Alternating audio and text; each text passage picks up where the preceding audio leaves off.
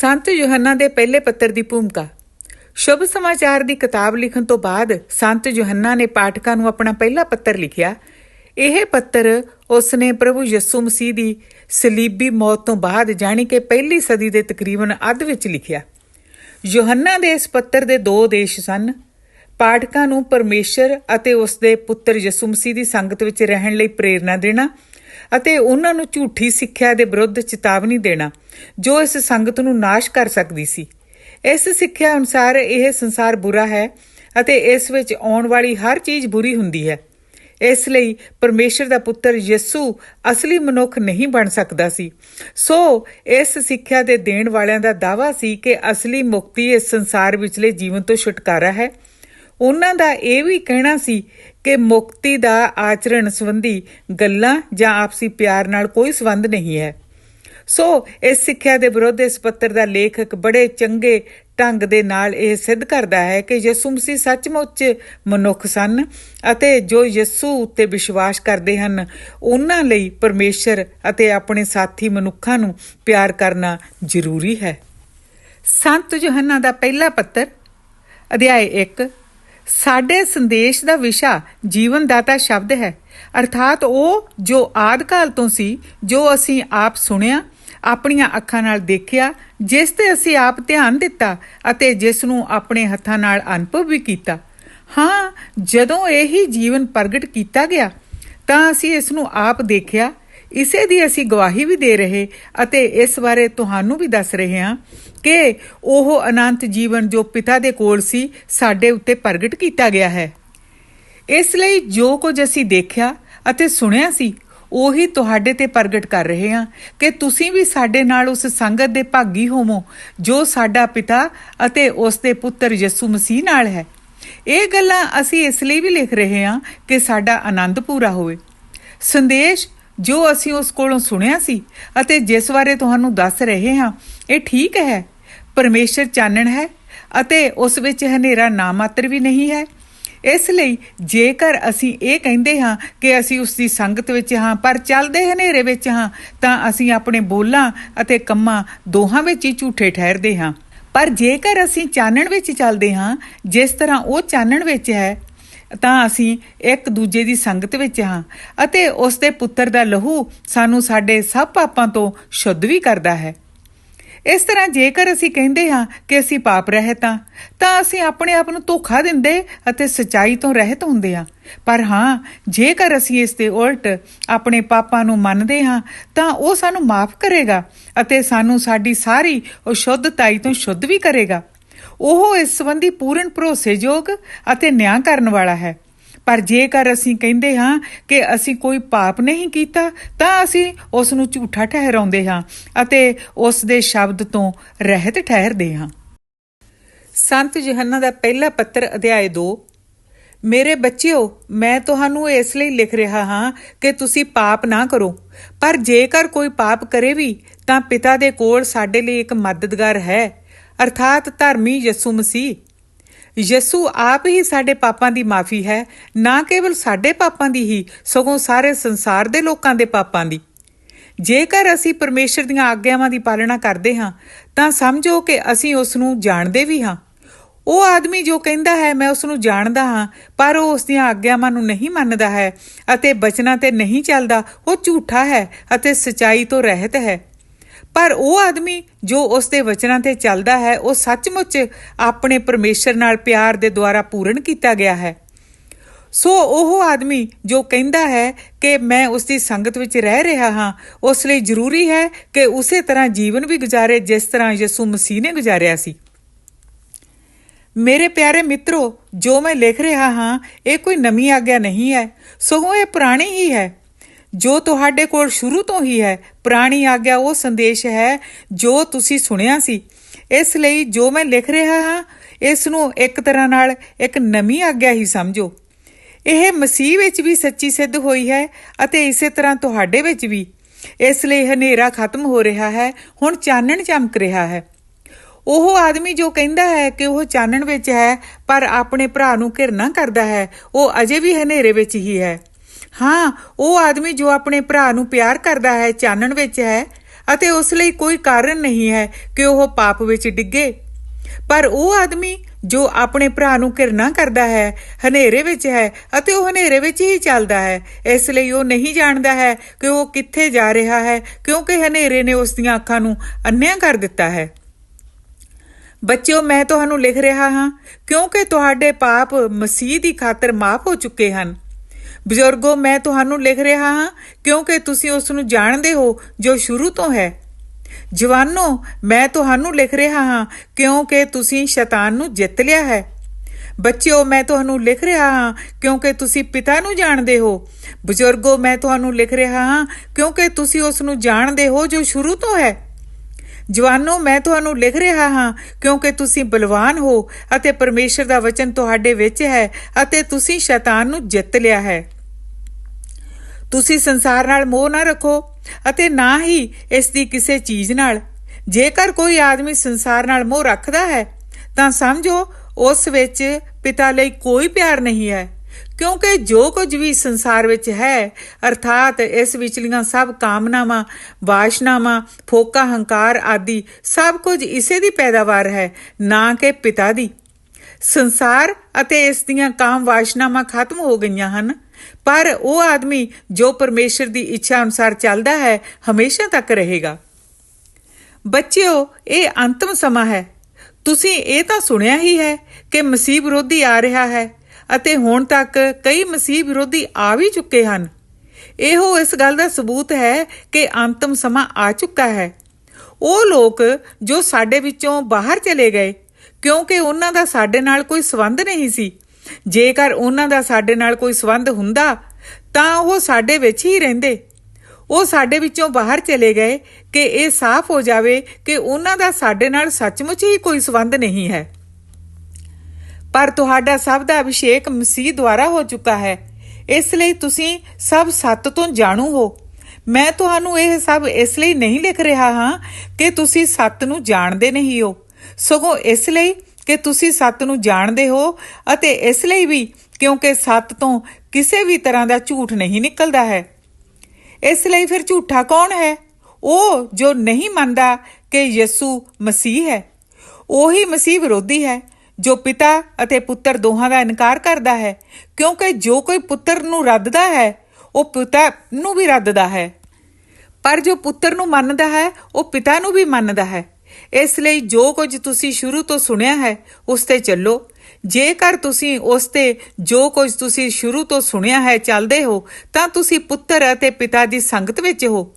ਇਹ ਅਨੰਤ ਜੀਵਨ ਦੀ ਪ੍ਰਤਿੱਗਿਆ ਹੈ ਜੋ ਮਸੀਹ ਨੇ ਸਾਡੇ ਨਾਲ ਆਪ ਕੀਤੀ ਸੀ। ਮੈਂ ਤੁਹਾਨੂੰ ਇਹ ਉਹਨਾਂ ਲੋਕਾਂ ਦੇ ਬਾਰੇ ਲਿਖਿਆ ਹੈ ਜੋ ਤੁਹਾਨੂੰ ਕੁਰਾਹੇ ਪਾਉਂਦੇ ਹਨ। ਜਿੱਥੋਂ ਤੱਕ ਤੁਹਾਡਾ ਪ੍ਰਸ਼ਨ ਹੈ, ਤੁਹਾਡਾ ਅਭਿਸ਼ੇਕ ਮਸੀਹ ਨੇ ਆਪਣੀ ਪਵਿੱਤਰ ਆਤਮਾ ਦੁਆਰਾ ਆਪ ਕੀਤਾ ਹੈ। ਇਸ ਲਈ ਜੇਕਰ ਤੁਸੀਂ ਇਸ ਅਨੁਸਾਰ ਚੱਲਦੇ ਹੋ ਤਾਂ ਤੁਹਾਨੂੰ ਲੋੜ ਨਹੀਂ ਹੈ ਕਿ ਕੋਈ ਤੁਹਾਨੂੰ ਸਿੱਖਿਆ ਦੇਵੇ। ਉਸ ਦੁਆਰਾ ਮਿਲਿਆ ਪਵਿੱਤਰ ਆਤਮਾ ਹੀ ਤੁਹਾਨੂੰ ਸਭ ਚੀਜ਼ਾਂ ਦੇ ਬਾਰੇ ਸਿੱਖਿਆ ਦਿੰਦਾ ਹੈ ਅਤੇ ਜੋ ਕੁਝ ਉਹ ਸਿਖਾਉਂਦਾ ਹੈ ਉਹ ਬਿਲਕੁਲ ਸੱਚ ਹੈ, ਝੂਠ ਨਹੀਂ। ਇਸ ਲਈ ਪਵਿੱਤਰ ਆਤਮਾ ਦੀਆਂ ਸਿੱਖਿਆਵਾਂ ਅਨੁਸਾਰ ਚੱਲੋ ਅਤੇ ਮਸੀਹ ਦੀ ਸੰਗਤ ਵਿੱਚ ਰਹੋ। ਸੋ ਹੇ ਬੱਚਿਓ, ਤੁਸੀਂ ਮਸੀਹ ਦੀ ਸੰਗਤ ਵਿੱਚ ਰਹੋ, ਇਸ ਲਈ ਕਿ ਜਦੋਂ ਉਹ ਪ੍ਰਗਟ ਹੋਵੇ ਤਾਂ ਅਸੀਂ ਉਸ ਦੇ ਸਾਹਮਣੇ ਪੂਰਨ ਭਰੋਸੇ ਨਾਲ ਖੜੇ ਹੋ ਸਕੀਏ, ਨਾ ਕਿ ਉਸ ਦੇ ਆਉਣ ਵਾਲੇ ਦਿਨ ਉਸ ਵੱਲੋਂ ਸ਼ਰਮ ਨਾਲ ਮੂੰਹ ਮੋੜ ਲਈਏ। ਜੇਕਰ ਤੁਸੀਂ ਜਾਣਦੇ ਹੋ ਕਿ ਉਹ ਧਰਮੀ ਹੈ ਤਾਂ ਫਿਰ ਤੁਸੀਂ ਇਹ ਵੀ ਜਾਣਦੇ ਹੋ ਕਿ ਉਹ ਸਭ ਜੋ ਉਹ ਕੰਮ ਕਰਦੇ ਹਨ ਜੋ ਉਚਿਤ ਹਨ, ਉਹ ਪਰਮੇਸ਼ਰ ਦੀ ਸੰਤਾਨ ਹਨ। ਸੰਤ ਯੋਹੰਨਾ ਦਾ ਪਹਿਲਾ ਪੱਤਰ ਅਧਿਆਇ 3। ਪਰਮੇਸ਼ਰ ਨੇ ਸਾਨੂੰ ਕਿੰਨਾ ਪਿਆਰ ਕੀਤਾ ਹੈ, ਇਸ ਦਾ ਪਤਾ ਸਾਨੂੰ ਇਸ ਤੋਂ ਲੱਗਦਾ ਹੈ ਕਿ ਅਸੀਂ ਪਰਮੇਸ਼ਰ ਦੀ ਸੰਤਾਨ ਅਖਵਾਏ ਹਾਂ, ਜੋ ਕਿ ਅਸੀਂ ਹੈ ਵੀ। ਇਸੇ ਲਈ ਸੰਸਾਰ ਦੀਆਂ ਨਜ਼ਰਾਂ ਵਿੱਚ ਸਾਡਾ ਕੋਈ ਮੁੱਲ ਨਹੀਂ ਹੈ, ਕਿਉਂਕਿ ਸੰਸਾਰ ਨੇ ਉਸ ਦਾ ਵੀ ਕੋਈ ਮੁੱਲ ਨਹੀਂ ਪਾਇਆ ਹੈ। ਮਿੱਤਰੋ, ਅਸੀਂ ਪਹਿਲਾਂ ਹੀ ਪਰਮੇਸ਼ਰ ਦੀ ਸੰਤਾਨ ਹਾਂ, ਪਰ ਸਾਡੇ ਤੇ ਇਹ ਗੱਲ ਪ੍ਰਗਟ ਨਹੀਂ ਕੀਤੀ ਗਈ ਕਿ ਅਸੀਂ ਕਿਸ ਤਰ੍ਹਾਂ ਦੇ ਹੋਵਾਂਗੇ। ਪਰ ਇੱਕ ਗੱਲ ਅਸੀਂ ਜਾਣਦੇ ਹਾਂ ਕਿ ਜਦੋਂ ਮਸੀਹ ਪ੍ਰਗਟ ਹੋਵੇਗਾ ਤਾਂ ਅਸੀਂ ਉਸੇ ਦੀ ਤਰ੍ਹਾਂ ਹੋਵਾਂਗੇ, ਕਿਉਂਕਿ ਅਸੀਂ ਉਸ ਨੂੰ ਉਸੇ ਹਾਲਤ ਵਿੱਚ ਦੇਖਾਂਗੇ ਜਿਸ ਤਰ੍ਹਾਂ ਕਿ ਉਹ ਹੈ। ਸੋ ਜੋ ਮਨੁੱਖ ਇਹ ਆਸ਼ਾ ਰੱਖਦਾ ਹੈ, ਅਰਥਾਤ ਜੋ ਉਸ ਤੇ ਆਧਾਰਿਤ ਹੈ ਉਹ ਆਪਣੇ ਆਪ ਨੂੰ ਉਸ ਤਰ੍ਹਾਂ ਸ਼ੁੱਧ ਕਰਦਾ ਹੈ ਜਿਸ ਤਰ੍ਹਾਂ ਮਸੀਹ ਸ਼ੁੱਧ ਹੈ। ਜੋ ਮਨੁੱਖ ਪਾਪ ਕਰਦਾ ਹੈ ਉਹ ਪਰਮੇਸ਼ਰ ਦੇ ਹੁਕਮ ਨੂੰ ਤੋੜਨ ਵਾਲਾ ਵੀ ਠਹਿਰਦਾ ਹੈ, ਕਿਉਂਕਿ ਪਾਪ ਦਾ ਅਰਥ ਇਹ ਹੈ ਪਰਮੇਸ਼ਰ ਦਾ ਹੁਕਮ ਤੋੜਨਾ। ਤੁਸੀਂ ਜਾਣਦੇ ਹੋ ਕਿ ਮਸੀਹ ਪਾਪ ਨੂੰ ਖਤਮ ਕਰਨ ਵਾਸਤੇ ਹੀ ਆਇਆ ਸੀ, ਕਿਉਂਕਿ ਉਹ ਪਾਪ ਰਹਿਤ ਹੈ। ਜੋ ਮਨੁੱਖ ਮਸੀਹ ਦੀ ਸੰਗਤ ਵਿੱਚ ਰਹਿੰਦਾ ਹੈ ਉਹ ਪਾਪ ਨਹੀਂ ਕਰਦਾ, ਪਰ ਜੋ ਪਾਪ ਕਰਦਾ ਹੈ ਉਸ ਨੇ ਨਾ ਮਸੀਹ ਦੇ ਦਰਸ਼ਨ ਕੀਤੇ ਹਨ ਅਤੇ ਨਾ ਹੀ ਉਸ ਨੂੰ ਪਛਾਣਿਆ ਹੈ। ਬੱਚਿਓ, ਕਿਸੇ ਨੂੰ ਆਪਣੇ ਆਪ ਨੂੰ ਕੁਰਾਹੇ ਪਾਉਣ ਦਾ ਮੌਕਾ ਨਾ ਦਿਓ। ਉਹ ਜੋ ਭਲੇ ਕੰਮ ਕਰਦਾ ਹੈ ਉਹ ਧਰਮੀ ਹੈ, ਜਿਸ ਤਰ੍ਹਾਂ ਮਸੀਹ ਧਰਮੀ ਹੈ। ਇਸ ਲਈ ਜੋ ਮਨੁੱਖ ਪਾਪ ਕਰਦਾ ਹੈ ਉਹ ਸ਼ੈਤਾਨ ਦਾ ਅਨੁਸਾਰੀ ਹੈ, ਕਿਉਂਕਿ ਸ਼ੈਤਾਨ ਸ਼ੁਰੂ ਤੋਂ ਹੀ ਪਾਪ ਕਰਦਾ ਰਿਹਾ ਹੈ। ਪਰਮੇਸ਼ਰ ਦੇ ਪੁੱਤਰ ਦਾ ਇਸ ਸੰਸਾਰ ਵਿੱਚ ਆਉਣ ਦਾ ਇਹੀ ਉਦੇਸ਼ ਸੀ ਕਿ ਉਹ ਸ਼ੈਤਾਨ ਦੇ ਕੰਮਾਂ ਦਾ ਖਾਤਮਾ ਕਰੇ। ਜੋ ਮਨੁੱਖ ਪਰਮੇਸ਼ਰ ਦੀ ਸੰਤਾਨ ਹੈ ਉਹ ਪਾਪ ਨਹੀਂ ਕਰਦਾ ਹੈ, ਕਿਉਂਕਿ ਉਸ ਵਿੱਚ ਪਰਮੇਸ਼ਰ ਦਾ ਅੰਸ਼ ਹੈ। ਉਹ ਪਾਪ ਵਾਲੇ ਜੀਵਨ ਵਿੱਚ ਨਹੀਂ ਰਹਿ ਸਕਦਾ ਹੈ, ਕਿਉਂਕਿ ਉਹ ਪਰਮੇਸ਼ਰ ਦੀ ਸੰਤਾਨ ਹੈ। ਪਰਮੇਸ਼ਰ ਦੀ ਸੰਤਾਨ ਅਤੇ ਸ਼ੈਤਾਨ ਦੀ ਸੰਤਾਨ ਵਿੱਚ ਇਸ ਤਰ੍ਹਾਂ ਫਰਕ ਕੀਤਾ ਜਾ ਸਕਦਾ ਹੈ। ਜੋ ਮਨੁੱਖ ਭਲੇ ਕੰਮ ਨਹੀਂ ਕਰਦਾ ਅਤੇ ਨਾ ਹੀ ਆਪਣੇ ਭਰਾ ਨੂੰ ਪਿਆਰ ਕਰਦਾ ਹੈ, ਉਹ ਪਰਮੇਸ਼ਰ ਦੀ ਸੰਤਾਨ ਨਹੀਂ ਹੈ। ਸੰਦੇਸ਼ ਜੋ ਤੁਸੀਂ ਸ਼ੁਰੂ ਤੋਂ ਸੁਣਿਆ ਹੈ ਇਹ ਹੈ, ਸਾਨੂੰ ਇੱਕ ਦੂਜੇ ਨੂੰ ਪਿਆਰ ਕਰਨਾ ਚਾਹੀਦਾ ਹੈ। ਸਾਨੂੰ ਕਾਇਨ ਵਰਗੇ ਨਹੀਂ ਬਣਨਾ ਚਾਹੀਦਾ ਹੈ, ਜਿਸ ਦਾ ਸੰਬੰਧ ਸ਼ੈਤਾਨ ਨਾਲ ਸੀ ਅਤੇ ਜਿਸ ਨੇ ਆਪਣੇ ਭਰਾ ਨੂੰ ਕਤਲ ਕਰ ਦਿੱਤਾ ਸੀ। ਉਸ ਨੇ ਆਪਣੇ ਭਰਾ ਦਾ ਕਤਲ ਕਿਉਂ ਕੀਤਾ ਸੀ? ਕਿਉਂਕਿ ਉਸ ਦੇ ਕੰਮ ਬੁਰੇ ਸਨ, ਪਰ ਉਸ ਦਾ ਭਰਾ ਧਰਮੀ ਸੀ। ਇਸ ਲਈ ਮੇਰੇ ਭਰਾਵੋ, ਇਸ ਤੇ ਹੈਰਾਨ ਨਾ ਹੋਵੋ ਜੇਕਰ ਸੰਸਾਰ ਦੇ ਲੋਕ ਤੁਹਾਨੂੰ ਘਿਰਣਾ ਕਰਦੇ ਹਨ। ਅਸੀਂ ਜਾਣਦੇ ਹਾਂ ਕਿ ਅਸੀਂ ਮੌਤ ਤੋਂ ਜੀਵਨ ਵਿੱਚ ਪਹੁੰਚ ਚੁੱਕੇ ਹਾਂ, ਕਿਉਂਕਿ ਅਸੀਂ ਆਪਣੇ ਭਰਾਵਾਂ ਨੂੰ ਪਿਆਰ ਕਰਦੇ ਹਾਂ। ਪਰ ਜੋ ਕੋਈ ਪਿਆਰ ਨਹੀਂ ਕਰਦਾ ਹੈ ਉਹ ਅਜੇ ਵੀ ਮੌਤ ਦੇ ਬੰਧਨ ਵਿੱਚ ਹੈ। ਜੋ ਕੋਈ ਮਨੁੱਖ ਆਪਣੇ ਭਰਾ ਨੂੰ ਘਿਰਣਾ ਕਰਦਾ ਹੈ ਉਹ ਕਾਤਲ ਹੈ, ਅਤੇ ਤੁਸੀਂ ਜਾਣਦੇ ਹੋ ਕਿ ਕੋਈ ਕਾਤਲ ਵੀ ਮਸੀਹ ਦਾ ਅਨੰਤ ਜੀਵਨ ਪ੍ਰਾਪਤ ਨਹੀਂ ਕਰ ਸਕਦਾ ਹੈ। ਅਸੀਂ ਪਿਆਰ ਦੇ ਬਾਰੇ ਇਸ ਤੋਂ ਜਾਣਿਆ ਹੈ ਕਿ ਮਸੀਹ ਨੇ ਸਾਡੇ ਲਈ ਆਪਣੀ ਜਾਨ ਦੇ ਦਿੱਤੀ। ਇਸੇ ਤਰ੍ਹਾਂ ਜ਼ਰੂਰੀ ਹੈ ਕਿ ਅਸੀਂ ਵੀ ਆਪਣੇ ਭਰਾਵਾਂ ਲਈ ਆਪਣੀਆਂ ਜਾਨਾਂ ਦੇਈਏ। ਜੇਕਰ ਕਿਸੇ ਮਨੁੱਖ ਕੋਲ ਸੰਸਾਰਕ ਧਨ ਹੈ ਅਤੇ ਉਹ ਦੇਖਦਾ ਹੈ ਕਿ ਉਸ ਦਾ ਭਰਾ ਲੋੜਵੰਦ ਹੈ, ਪਰ ਉਹ ਉਸ ਵੱਲੋਂ ਆਪਣੀਆਂ ਅੱਖਾਂ ਬੰਦ ਕਰ ਲੈਂਦਾ ਹੈ, ਤਾਂ ਫਿਰ ਉਸ ਦੇ ਵਿੱਚ ਪਰਮੇਸ਼ਰ ਦਾ ਪਿਆਰ ਕਿਸ ਤਰ੍ਹਾਂ ਹੋ ਸਕਦਾ ਹੈ? ਇਸ ਲਈ ਬੱਚਿਓ, ਸਾਡਾ ਪਿਆਰ ਸ਼ਬਦਾਂ ਅਤੇ ਗੱਲਾਂ ਤੱਕ ਹੀ ਸੀਮਿਤ ਨਹੀਂ ਰਹਿਣਾ ਚਾਹੀਦਾ ਹੈ, ਸਗੋਂ ਇਹ ਕੰਮਾਂ ਅਤੇ ਸੱਚਾਈ ਦੁਆਰਾ ਪ੍ਰਗਟ ਹੋਣਾ ਚਾਹੀਦਾ ਹੈ। ਇਸੇ ਤੋਂ ਅਸੀਂ ਇਹ ਵੀ ਜਾਣ ਜਾਵਾਂਗੇ ਕਿ ਸਾਡਾ ਸੰਬੰਧ ਸੱਤ ਨਾਲ ਹੈ, ਅਤੇ ਫਿਰ ਅਸੀਂ ਪਰਮੇਸ਼ਰ ਦੇ ਸਾਹਮਣੇ ਆਪਣੇ ਆਪ ਤੇ ਭਰੋਸਾ ਵੀ ਰੱਖ ਸਕਾਂਗੇ। ਸੋ ਜੇਕਰ ਸਾਡੇ ਦਿਲ ਦੀ ਆਵਾਜ਼ ਸਾਨੂੰ ਦੋਸ਼ੀ ਠਹਿਰਾਏਗੀ, ਤਾਂ ਪਰਮੇਸ਼ਰ ਸਾਡੇ ਦਿਲ ਨਾਲੋਂ ਵੀ ਵੱਡਾ ਹੈ ਜੋ ਸਭ ਕੁਝ ਜਾਣਦਾ ਹੈ। ਇਸ ਲਈ ਮੇਰੇ ਭਰਾਵੋ, ਜੇਕਰ ਸਾਡੇ ਦਿਲ ਦੀ ਆਵਾਜ਼ ਸਾਨੂੰ ਦੋਸ਼ੀ ਨਹੀਂ ਠਹਿਰਾਉਂਦੀ, ਤਾਂ ਅਸੀਂ ਪਰਮੇਸ਼ਰ ਸਾਹਮਣੇ ਵੀ ਪੂਰਨ ਭਰੋਸੇ ਨਾਲ ਜਾ ਸਕਦੇ ਹਾਂ। ਇਸ ਤਰ੍ਹਾਂ ਅਸੀਂ ਉਸ ਤੋਂ ਸਭ ਕੁਝ ਪ੍ਰਾਪਤ ਕਰ ਸਕਦੇ ਹਾਂ ਜੋ ਅਸੀਂ ਮੰਗਦੇ ਹਾਂ, ਕਿਉਂਕਿ ਅਸੀਂ ਉਸ ਦੇ ਹੁਕਮਾਂ ਦੀ ਪਾਲਣਾ ਕਰਦੇ ਹਾਂ ਅਤੇ ਉਹੀ ਕੁਝ ਕਰਦੇ ਹਾਂ ਜੋ ਉਸ ਨੂੰ ਪਸੰਦ ਹੈ। ਉਸ ਦਾ ਹੁਕਮ ਇਹ ਹੈ, ਅਸੀਂ ਉਸ ਦੇ ਪੁੱਤਰ ਯਿਸੂ ਮਸੀਹ ਤੇ ਵਿਸ਼ਵਾਸ ਕਰੀਏ ਅਤੇ ਇੱਕ ਦੂਜੇ ਨਾਲ ਪਿਆਰ ਕਰੀਏ, ਜਿਸ ਤਰ੍ਹਾਂ ਉਸ ਨੇ ਸਾਨੂੰ ਹੁਕਮ ਦਿੱਤਾ ਹੈ। ਜੋ ਮਨੁੱਖ ਪਰਮੇਸ਼ਰ ਦੇ ਹੁਕਮਾਂ ਦੀ ਪਾਲਣਾ ਕਰਦਾ ਹੈ ਉਹ ਪਰਮੇਸ਼ਰ ਦੀ ਸੰਗਤ ਵਿੱਚ ਹੈ ਅਤੇ ਪਰਮੇਸ਼ਰ ਉਸ ਦੀ ਸੰਗਤ ਵਿੱਚ ਹੈ। ਉਹ ਸਾਡੀ ਸੰਗਤ ਵਿੱਚ ਹੈ। ਇਸ ਦਾ ਸਬੂਤ ਸਾਨੂੰ ਉਸ ਦੇ ਆਤਮਾ ਤੋਂ ਮਿਲਦਾ ਹੈ ਜੋ ਉਸ ਨੇ ਸਾਨੂੰ ਦਿੱਤਾ ਹੈ। ਸੰਤ ਯੋਹੰਨਾ ਦਾ ਪਹਿਲਾ ਪੱਤਰ ਅਧਿਆਇ 4। ਪਿਆਰੇ ਮਿੱਤਰੋ, ਉਹਨਾਂ ਸਭ ਤੇ ਵਿਸ਼ਵਾਸ ਨਾ ਕਰੋ ਜੋ ਆਪਣੇ ਵਿੱਚ ਆਤਮਾ ਦਾ ਦਾਅਵਾ ਕਰਦੇ ਹਨ, ਸਗੋਂ ਉਹਨਾਂ ਸਭ ਨੂੰ ਪਰਖੋ ਕਿ ਉਹ ਪਰਮੇਸ਼ਰ ਤੋਂ ਹਨ ਕਿ ਨਹੀਂ, ਕਿਉਂਕਿ ਬਹੁਤ ਸਾਰੇ ਝੂਠੇ ਨਬੀ ਸੰਸਾਰ ਵਿੱਚ ਪੈਦਾ ਹੋ ਚੁੱਕੇ ਹਨ। ਤੁਸੀਂ ਪਰਮੇਸ਼ਰ ਦੇ ਆਤਮਾ ਦੀ ਪਹਿਚਾਣ ਇਸ ਤਰ੍ਹਾਂ ਕਰ ਸਕਦੇ ਹੋ। ਉਹ ਹਰ ਕੋਈ ਜੋ ਇਹ ਸਵੀਕਾਰ ਕਰਦਾ ਹੈ ਕਿ ਯਿਸੂ ਮਸੀਹ ਮਨੁੱਖ ਬਣ ਕੇ ਆਇਆ, ਉਸ ਵਿੱਚ ਪਰਮੇਸ਼ਰ ਦਾ ਆਤਮਾ ਹੈ। ਪਰ ਜੋ ਇਹ ਸਵੀਕਾਰ ਨਹੀਂ ਕਰਦਾ ਹੈ, ਉਸ ਵਿਚਲਾ ਆਤਮਾ ਪਰਮੇਸ਼ਰ ਤੋਂ ਨਹੀਂ ਹੈ, ਸਗੋਂ ਮਸੀਹ ਵਿਰੋਧੀ ਦਾ ਹੈ, ਜਿਸ ਬਾਰੇ ਤੁਸੀਂ ਸੁਣ ਚੁੱਕੇ ਹੋ ਕਿ ਉਹ ਆ ਰਿਹਾ ਹੈ, ਇੱਥੋਂ ਤੱਕ ਕਿ ਉਹ ਇਸ ਵੇਲੇ ਵੀ ਸੰਸਾਰ ਵਿੱਚ ਹੈ। ਬੱਚਿਓ, ਤੁਹਾਡਾ ਸੰਬੰਧ ਪਰਮੇਸ਼ਰ ਨਾਲ ਹੈ ਅਤੇ ਤੁਸੀਂ ਝੂਠੇ ਨਬੀਆਂ ਤੇ ਜਿੱਤ ਪ੍ਰਾਪਤ ਕਰ ਚੁੱਕੇ ਹੋ, ਕਿਉਂਕਿ ਪਰਮੇਸ਼ਰ ਜੋ ਤੁਹਾਡੇ ਵਿੱਚ ਹੈ ਮਸੀਹ ਵਿਰੋਧੀ ਤੋਂ ਮਹਾਨ ਹੈ ਜੋ ਸੰਸਾਰ ਵਿੱਚ ਹੈ। ਝੂਠੇ ਨਬੀ ਸੰਸਾਰ ਨਾਲ ਸੰਬੰਧ ਰੱਖਦੇ ਹਨ, ਇਸ ਲਈ ਉਹ ਸੰਸਾਰ ਦੀ ਤਰ੍ਹਾਂ ਹੀ ਬੋਲਦੇ ਹਨ ਅਤੇ ਸੰਸਾਰ ਇਸੇ ਕਾਰਨ ਉਹਨਾਂ ਨੂੰ ਸੁਣਦਾ ਵੀ ਹੈ। ਸਾਡਾ ਸੰਬੰਧ ਪਰਮੇਸ਼ਰ ਨਾਲ ਹੈ, ਇਸ ਲਈ ਜੋ ਕੋਈ ਪਰਮੇਸ਼ਰ ਨੂੰ ਜਾਣਦਾ ਹੈ ਪਰਮੇਸ਼ਰ ਉਸ ਦੀ ਸੁਣਦਾ ਹੈ, ਪਰ ਜੋ ਪਰਮੇਸ਼ਰ ਨੂੰ ਨਹੀਂ ਜਾਣਦਾ ਹੈ ਪਰਮੇਸ਼ਰ ਉਸ ਦੀ ਨਹੀਂ ਸੁਣਦਾ ਹੈ। ਸੋ ਇਸ ਦੇ ਆਧਾਰ ਤੇ ਅਸੀਂ ਸੱਚੇ ਅਤੇ ਝੂਠੇ ਆਤਮਾ ਵਿੱਚ ਫਰਕ ਕਰ ਸਕਦੇ ਹਾਂ। ਹੇ ਪਿਆਰਿਓ ਮਿੱਤਰੋ, ਆਓ ਅਸੀਂ ਇੱਕ ਦੂਜੇ ਨੂੰ ਪਿਆਰ ਕਰੀਏ, ਕਿਉਂਕਿ ਪਿਆਰ ਪਰਮੇਸ਼ਰ ਤੋਂ ਹੈ ਅਤੇ ਜੋ ਕੋਈ ਪਿਆਰ ਕਰਦਾ ਹੈ ਉਹ ਪਰਮੇਸ਼ਰ ਦੀ ਸੰਤਾਨ ਹੈ ਅਤੇ ਉਹ ਪਰਮੇਸ਼ਰ ਨੂੰ ਵੀ ਜਾਣਦਾ ਹੈ। ਪਰ ਉਹ ਜੋ ਪਿਆਰ ਨਹੀਂ ਕਰਦਾ ਹੈ ਉਹ ਪਰਮੇਸ਼ਰ ਨੂੰ ਵੀ ਨਹੀਂ ਜਾਣਦਾ ਹੈ, ਕਿਉਂਕਿ ਪਰਮੇਸ਼ਰ ਪਿਆਰ ਹੈ। ਪਰਮੇਸ਼ਰ ਨੇ ਆਪਣਾ ਪਿਆਰ ਸਾਡੇ ਤੇ ਇਸ ਤਰ੍ਹਾਂ ਪ੍ਰਗਟ ਕੀਤਾ ਕਿ ਉਸਨੇ ਆਪਣੇ ਇੱਕਮਾਤਰ ਪੁੱਤਰ ਨੂੰ ਸੰਸਾਰ ਵਿੱਚ ਘੱਲਿਆ ਕਿ ਅਸੀਂ ਉਸ ਦੇ ਦੁਆਰਾ ਜੀਵਨ ਪ੍ਰਾਪਤ ਕਰੀਏ। ਪਿਆਰ ਇਹ ਹੈ ਨਾ ਕਿ ਅਸੀਂ ਪਰਮੇਸ਼ਰ ਨਾਲ ਪਿਆਰ ਕੀਤਾ, ਸਗੋਂ ਉਸਨੇ ਸਾਡੇ ਨਾਲ ਪਿਆਰ ਕੀਤਾ ਅਤੇ ਆਪਣੇ ਪੁੱਤਰ ਨੂੰ ਘੱਲਿਆ ਕਿ ਉਸ ਦੇ ਦੁਆਰਾ ਅਸੀਂ ਆਪਣੇ ਪਾਪਾਂ ਤੋਂ ਮਾਫੀ ਪ੍ਰਾਪਤ ਕਰੀਏ। ਪਿਆਰੇ ਮਿੱਤਰੋ, ਜੇਕਰ ਪਰਮੇਸ਼ਰ ਨੇ ਸਾਨੂੰ ਇਸ ਤਰ੍ਹਾਂ ਪਿਆਰ ਕੀਤਾ ਤਾਂ ਫਿਰ ਸਾਨੂੰ ਵੀ ਇੱਕ ਦੂਜੇ ਨੂੰ ਇਸੇ ਤਰ੍ਹਾਂ ਪਿਆਰ ਕਰਨਾ ਚਾਹੀਦਾ ਹੈ। ਕਿਸੇ ਨੇ ਪਰਮੇਸ਼ਰ ਨੂੰ ਕਦੀ ਵੀ ਨਹੀਂ ਦੇਖਿਆ ਹੈ, ਪਰ ਜੇਕਰ ਅਸੀਂ ਇੱਕ ਦੂਜੇ ਨੂੰ ਪਿਆਰ ਕਰਦੇ ਹਾਂ ਤਾਂ ਪਰਮੇਸ਼ਰ ਸਾਡੇ ਵਿੱਚ ਹੈ ਅਤੇ ਉਸ ਦਾ ਪਿਆਰ ਸਾਡੇ ਵਿੱਚ ਪੂਰਨਤਾ ਪ੍ਰਾਪਤ ਕਰਦਾ ਹੈ। ਅਸੀਂ ਜਾਣਦੇ ਹਾਂ ਕਿ ਉਹ ਸਾਡੇ ਵਿੱਚ ਵਾਸ ਕਰਦਾ ਹੈ ਅਤੇ ਅਸੀਂ ਉਸ ਦੇ ਵਿੱਚ, ਕਿਉਂਕਿ ਉਸ ਨੇ ਸਾਨੂੰ ਆਪਣਾ ਆਤਮਾ ਦਿੱਤਾ ਹੈ। ਅਸੀਂ ਆਪ ਦੇਖਿਆ ਹੈ ਕਿ ਉਸੇ ਦੀ ਗਵਾਹੀ ਵੀ ਦਿੰਦੇ ਹਾਂ ਕਿ ਪਿਤਾ ਨੇ ਪੁੱਤਰ ਨੂੰ ਸੰਸਾਰ ਵਿੱਚ ਮੁਕਤੀਦਾਤਾ ਕਰਕੇ ਘੱਲਿਆ ਹੈ। ਇਸ ਲਈ ਜੋ ਮਨੁੱਖ ਇਹ ਸਵੀਕਾਰ ਕਰਦਾ ਹੈ ਕਿ ਯਿਸੂ ਪਰਮੇਸ਼ਰ ਦਾ ਪੁੱਤਰ ਹੈ, ਪਰਮੇਸ਼ਰ ਉਸ ਵਿੱਚ ਵਾਸ ਕਰਦਾ ਹੈ ਅਤੇ ਉਹ ਪਰਮੇਸ਼ਰ ਵਿੱਚ ਹੈ। ਅਸੀਂ ਆਪ ਵੀ ਪਰਮੇਸ਼ਰ ਦੇ ਉਸ ਪਿਆਰ ਨੂੰ ਜੋ ਸਾਨੂੰ ਕਰਦਾ ਹੈ ਜਾਣਦੇ ਹਾਂ ਅਤੇ ਉਸ ਤੇ ਵਿਸ਼ਵਾਸ ਕਰਦੇ ਹਾਂ। ਪਰਮੇਸ਼ਰ ਪਿਆਰ ਹੈ, ਇਸ ਲਈ ਜੋ ਕੋਈ ਪਿਆਰ ਵਿੱਚ ਰਹਿੰਦਾ ਹੈ ਉਹ ਪਰਮੇਸ਼ਰ ਦੀ ਸੰਗਤ ਵਿੱਚ ਰਹਿੰਦਾ ਹੈ ਅਤੇ ਪਰਮੇਸ਼ਰ ਉਸ ਦੇ ਵਿੱਚ ਵਾਸ ਕਰਦਾ ਹੈ। ਪਿਆਰ ਦੀ ਪੂਰਨਤਾ ਸਾਡੇ ਵਿੱਚ ਇਸ ਲਈ ਲੋੜੀਂਦੀ ਹੈ ਕਿ ਅਸੀਂ ਨਿਆਂ ਦੇ ਦਿਨ ਤੇ ਆਪਣੇ ਆਪ ਤੇ ਭਰੋਸਾ ਰੱਖ ਸਕੀਏ, ਕਿਉਂਕਿ ਸਾਡਾ ਇਸ ਸੰਸਾਰ ਨਾਲ ਉਸੇ ਤਰ੍ਹਾਂ ਦਾ ਸੰਬੰਧ ਹੈ ਜਿਸ ਤਰ੍ਹਾਂ ਮਸੀਹ ਦਾ ਹੈ। ਪਿਆਰ ਵਿੱਚ ਕਿਸੇ ਤਰ੍ਹਾਂ ਦਾ ਡਰ ਨਹੀਂ ਹੁੰਦਾ, ਸਗੋਂ ਪੂਰਨ ਪਿਆਰ ਡਰ ਨੂੰ ਵੀ ਦੂਰ ਕਰਦਾ ਹੈ। ਡਰ ਦਾ ਸੰਬੰਧ ਸਜ਼ਾ ਨਾਲ ਹੈ ਅਤੇ ਜੋ ਡਰਦਾ ਹੈ ਉਹ ਪਿਆਰ ਵਿੱਚ ਪੂਰਨਤਾ ਨਹੀਂ ਕਰਦਾ ਹੈ।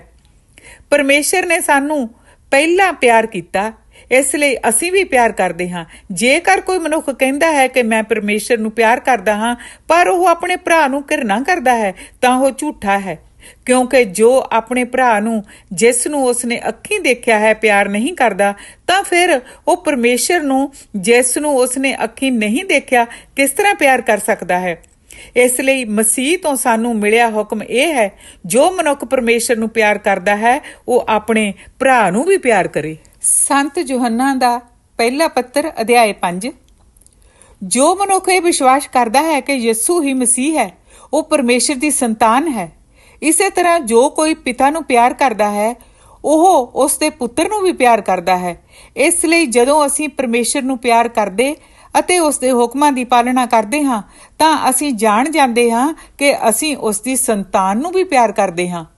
ਪਰਮੇਸ਼ਰ ਨੂੰ ਪਿਆਰ ਕਰਨ ਦਾ ਅਰਥ ਹੈ ਉਸ ਦੇ ਹੁਕਮਾਂ ਦੀ ਪਾਲਣਾ ਕਰਨਾ, ਅਤੇ ਉਸ ਦੇ ਹੁਕਮ ਬਹੁਤ ਔਖੇ ਨਹੀਂ ਹਨ। ਪਰਮੇਸ਼ਰ ਦੀ ਹਰ ਸੰਤਾਨ ਸੰਸਾਰ ਤੇ ਜਿੱਤ ਪ੍ਰਾਪਤ ਕਰਦੀ ਹੈ। ਅਸਲ ਵਿੱਚ ਇਹ ਸਾਡਾ ਵਿਸ਼ਵਾਸ ਹੀ ਹੈ ਜਿਸ ਦੁਆਰਾ ਅਸੀਂ ਸੰਸਾਰ ਤੇ ਜਿੱਤ ਪ੍ਰਾਪਤ ਕਰਦੇ ਹਾਂ। ਸੰਸਾਰ ਤੇ ਜਿੱਤ ਪ੍ਰਾਪਤ ਕੌਣ ਕਰ ਸਕਦਾ ਹੈ? ਉਹ ਜੋ ਵਿਸ਼ਵਾਸ ਕਰਦਾ ਹੈ ਕਿ ਯਿਸੂ ਪਰਮੇਸ਼ਰ ਦਾ ਪੁੱਤਰ ਹੈ। ਇਹ ਯਿਸੂ ਮਸੀਹ ਹੀ ਹੈ ਜੋ ਪਾਣੀ ਦੇ ਬਪਤਿਸਮੇ ਅਤੇ ਲਹੂ ਮੌਤ ਦੇ ਦੁਆਰਾ ਆਏ ਸਨ। ਸੋ ਉਹ ਕੇਵਲ ਪਾਣੀ ਦੁਆਰਾ ਹੀ ਨਹੀਂ ਸਗੋਂ ਪਾਣੀ ਅਤੇ ਲਹੂ ਦੋਹਾਂ ਦੁਆਰਾ ਆਏ ਸਨ। ਇਸ ਦੀ ਗਵਾਹੀ ਦੇਣ ਵਾਲਾ ਪਵਿੱਤਰ ਆਤਮਾ ਹੈ, ਕਿਉਂਕਿ ਉਹ ਸੱਤ ਹੈ। ਇਸ ਲਈ ਗਵਾਹੀ ਦੇਣ ਵਾਲੇ 3 ਜਣੇ ਹਨ, ਆਤਮਾ, ਪਾਣੀ ਅਤੇ ਲਹੂ, ਅਤੇ ਤਿੰਨਾਂ ਦੀ ਗਵਾਹੀ ਆਪੋ ਵਿੱਚ ਮਿਲਦੀ ਹੈ। ਅਸੀਂ ਮਨੁੱਖਾਂ ਦੀ ਗਵਾਹੀ ਮੰਨ ਲੈਂਦੇ ਹਾਂ, ਪਰ ਪਰਮੇਸ਼ਰ ਦੀ ਗਵਾਹੀ ਤਾਂ ਬਹੁਤ ਵੱਡੀ ਹੈ ਅਤੇ ਇਹੀ ਗਵਾਹੀ ਹੈ ਜੋ ਪਰਮੇਸ਼ਰ ਨੇ ਆਪਣੇ ਪੁੱਤਰ ਦੇ ਬਾਰੇ ਦਿੱਤੀ ਹੈ। ਸੋ ਜੋ ਕੋਈ ਪਰਮੇਸ਼ਰ ਦੇ ਪੁੱਤਰ ਤੇ ਵਿਸ਼ਵਾਸ ਕਰਦਾ ਹੈ ਉਹ ਆਪਣੇ ਉਸ ਵਿਸ਼ਵਾਸ ਦਾ ਸਬੂਤ ਦਿੰਦਾ ਹੈ ਜੋ ਉਸ ਦੇ ਅੰਦਰ ਹੈ। ਪਰ ਉਹ ਜੋ ਵਿਸ਼ਵਾਸ ਨਹੀਂ ਕਰਦਾ ਉਹ ਪਰਮੇਸ਼ਰ ਨੂੰ ਝੂਠਾ ਠਹਿਰਾਉਂਦਾ ਹੈ, ਕਿਉਂਕਿ ਉਸ ਨੇ ਪਰਮੇਸ਼ਰ ਦੇ ਪੁੱਤਰ ਬਾਰੇ ਦਿੱਤੀ ਗਵਾਹੀ ਤੇ ਵਿਸ਼ਵਾਸ ਨਹੀਂ ਕੀਤਾ ਹੈ। ਉਹ ਗਵਾਹੀ ਇਹ ਹੈ, ਪਰਮੇਸ਼ਰ ਨੇ ਸਾਨੂੰ ਅਨੰਤ ਜੀਵਨ ਦਿੱਤਾ ਹੈ ਅਤੇ ਇਹ ਜੀਵਨ ਉਸ ਦੇ ਪੁੱਤਰ ਵਿੱਚ ਹੈ। ਇਸ ਲਈ ਜਿਸ ਕੋਲ ਪਰਮੇਸ਼ਰ ਦਾ ਪੁੱਤਰ ਹੈ ਉਸ ਕੋਲ ਜੀਵਨ ਵੀ ਹੈ, ਪਰ ਜਿਸ ਕੋਲ ਪਰਮੇਸ਼ਰ ਦਾ ਪੁੱਤਰ ਨਹੀਂ ਉਸ ਕੋਲ ਇਹ ਜੀਵਨ ਵੀ ਨਹੀਂ ਹੈ। ਮੈਂ ਤੁਹਾਨੂੰ ਜੋ ਪਰਮੇਸ਼ਰ ਦੇ ਪੁੱਤਰ ਤੇ ਵਿਸ਼ਵਾਸ ਕਰਦੇ ਹੋ ਇਹ ਪੱਤਰ ਲਿਖ ਰਿਹਾ ਹਾਂ ਕਿ ਤੁਸੀਂ ਜਾਣੋ ਕਿ ਤੁਹਾਡੇ ਕੋਲ ਅਨੰਤ ਜੀਵਨ ਹੈ। ਸਾਨੂੰ ਉਸ ਤੇ ਪੂਰਾ ਭਰੋਸਾ ਹੈ ਕਿ ਜੇਕਰ ਅਸੀਂ ਉਸ ਦੀ ਇੱਛਾ ਅਨੁਸਾਰ ਉਸ ਤੋਂ ਕੁਝ ਮੰਗਾਂਗੇ ਤਾਂ ਉਹ ਸਾਡੀ ਸੁਣੇਗਾ। ਅਸੀਂ ਇਹ ਚੰਗੀ ਤਰ੍ਹਾਂ ਨਾਲ ਜਾਣਦੇ ਹਾਂ ਕਿ ਉਹ ਸਾਡੀ ਹਮੇਸ਼ਾ ਸੁਣਦਾ ਹੈ ਅਤੇ ਇਹ ਵੀ ਕਿ ਸਾਨੂੰ ਉਹ ਸਭ ਮਿਲ ਜਾਂਦਾ ਹੈ ਜੋ ਅਸੀਂ ਉਸ ਤੋਂ ਮੰਗਦੇ ਹਾਂ। ਜੇਕਰ ਕੋਈ ਆਪਣੇ ਕਿਸੇ ਭਰਾ ਨੂੰ ਇਹੋ ਜਿਹੇ ਪਾਪ ਕਰਦਾ ਦੇਖੇ ਜਿਸ ਦਾ ਅੰਤ ਮੌਤ ਨਹੀਂ ਹੈ ਤਾਂ ਉਹ ਪਰਮੇਸ਼ਰ ਅੱਗੇ ਉਸ ਦੇ ਲਈ ਪ੍ਰਾਰਥਨਾ ਕਰੇ ਜੋ ਉਸ ਨੂੰ ਜੀਵਨ ਦਾਨ ਦੇਵੇਗਾ। ਪਰ ਇਹ ਕੇਵਲ ਉਹਨਾਂ ਲਈ ਹੋ ਸਕਦਾ ਹੈ ਜੋ ਇਹੋ ਜਿਹਾ ਪਾਪ ਨਹੀਂ ਕਰਦੇ ਜਿਸ ਦਾ ਅੰਤ ਮੌਤ ਨਹੀਂ ਹੈ, ਕਿਉਂਕਿ ਇਹੋ ਜਿਹਾ ਪਾਪ ਵੀ ਹੈ ਜਿਸ ਦਾ ਅੰਤ ਮੌਤ ਹੈ ਅਤੇ ਇਹੋ ਜਿਹੇ ਲਈ ਪ੍ਰਾਰਥਨਾ ਕਰਨ ਦੇ ਲਈ ਮੈਂ ਨਹੀਂ ਕਹਿੰਦਾ। ਸਭ ਤਰ੍ਹਾਂ ਦੀਆਂ ਗਲਤੀਆਂ ਪਾਪ ਹਨ, ਪਰ ਹਰ ਪਾਪ ਦਾ ਅੰਤ ਮੌਤ ਨਹੀਂ ਹੈ। ਪਰ ਅਸੀਂ ਜਾਣਦੇ ਹਾਂ ਪਰਮੇਸ਼ਰ ਦੀ ਕੋਈ ਵੀ ਸੰਤਾਨ ਪਾਪ ਵਿੱਚ ਨਹੀਂ ਲੱਗੀ ਰਹਿੰਦੀ, ਕਿਉਂਕਿ ਪਰਮੇਸ਼ਰ ਦਾ ਪੁੱਤਰ ਉਸ ਦੀ ਰੱਖਿਆ ਕਰਦਾ ਹੈ ਅਤੇ ਇਸ ਲਈ ਸ਼ੈਤਾਨ ਉਸ ਨੂੰ ਕੋਈ ਹਾਨੀ ਨਹੀਂ ਪਹੁੰਚਾ ਸਕਦਾ ਹੈ। ਅਸੀਂ ਜਾਣਦੇ ਹਾਂ ਕਿ ਸਾਡਾ ਸੰਬੰਧ ਪਰਮੇਸ਼ਰ ਨਾਲ ਹੈ ਅਤੇ ਸਾਰਾ ਸੰਸਾਰ ਸ਼ੈਤਾਨ ਦੇ ਪੰਜੇ ਹੇਠ ਹੈ। ਅਸੀਂ ਜਾਣਦੇ ਹਾਂ ਕਿ ਪਰਮੇਸ਼ਰ ਦਾ ਪੁੱਤਰ ਆ ਚੁੱਕਾ ਹੈ ਅਤੇ ਉਸ ਨੇ ਸਾਨੂੰ ਸਮਝ ਦਿੱਤੀ ਹੈ ਕਿ ਅਸੀਂ ਉਸ ਨੂੰ ਜਾਣੀਏ ਜੋ ਸੱਚਾ ਪਰਮੇਸ਼ਰ ਹੈ। ਅਸੀਂ ਸੱਚੇ ਪਰਮੇਸ਼ਰ ਦੀ ਸੰਗਤ ਵਿੱਚ ਹੀ ਜੀਵਨ ਗੁਜ਼ਾਰ ਰਹੇ ਹਾਂ, ਕਿਉਂਕਿ ਅਸੀਂ ਉਸ ਦੇ ਪੁੱਤਰ ਯਿਸੂ ਮਸੀਹ ਦੀ ਸੰਗਤ ਵਿੱਚ ਹਾਂ। ਇਹੀ ਸੱਚਾ ਪਰਮੇਸ਼ਰ ਹੈ ਅਤੇ ਇਹੀ ਅਨੰਤ ਜੀਵਨ ਹੈ। ਬੱਚਿਓ, ਆਪਣੇ ਆਪ ਨੂੰ ਝੂਠੇ ਦੇਵੀ ਦੇਵਤਿਆਂ ਤੋਂ ਬਚਾ ਕੇ ਰੱਖੋ।